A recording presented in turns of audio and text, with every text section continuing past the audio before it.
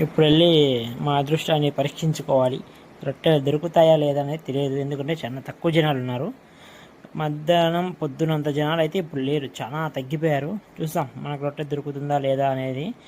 ఇంకా వచ్చేసి ఇక్కడ మంచి ట్రేడింగ్ నడుస్తుంది. మీ దగ్గర ఏ రొట్టె ఉంటే చెప్పండి, మా రొట్టె మీకు ఇస్తాం, మీ రొట్టె మేము తీసుకుంటాం అంటున్నారు.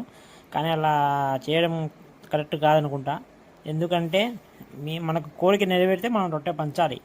కానీ ట్రేడింగ్ చేస్తున్నారు వీళ్ళు ఇక్కడ. మీ రొట్టె మాకండి, మా రొట్టె మీకు ఇస్తామని. ఇంకొకటి వచ్చేసి ఎవడో పిల్లగాడు, వాడికి లవ్ సక్సెస్ అయిందని చెప్పి లవ్ రొట్టె పంచాడు ఆడవాడు. ఆ రొట్టె తీసుకోవడానికి కూడా మళ్ళీ ఉన్నారు వానికి వెంబడి ఇద్దరు. లవ్ రొట్టె అంటే వాడికి సక్సెస్ అయింది, అందుకు లవ్ రొట్టె పంచుతాడంట. ఎప్పుడు ఎవడు ఇచ్చాడో వానికి తెలియదు మరి, ఇంకా ఎలా ఇచ్చారో వాడికి. ఇంకా వచ్చేసి నేను బయలుదేరాను. నేను వచ్చేసి బద్వేల్ నుంచి మైదుకూరుకు బస్సులు దొరకలేదు ఆర్టీసీలో, అందుకు ఈ ప్రైవేట్ ట్రావెల్స్ ఎక్కాను. వీడు 100 రూపాయలు తీసుకున్నాడు ఏసీ. ప్రశాంతంగా ఒక హాఫ్ అన్ అవర్ అనుకున్నాను. ఇంకా వెళ్ళి దిగి అక్కడ నుంచి మా ఊరికి బస్సు దొరుకుతుందా లేదా అనేది అయితే తెలియదు. ఎందుకంటే ఈ ఫ్రీ బస్సు దొరికిన కాడ నుంచి అస్సలు బస్సు అయితే దొరకడం లేదు, సీట్లు దొరకడం లేదు. బస్సు దొరికినా కానీ అంత ఫుల్ క్రౌడ్ అయిపోతుంది.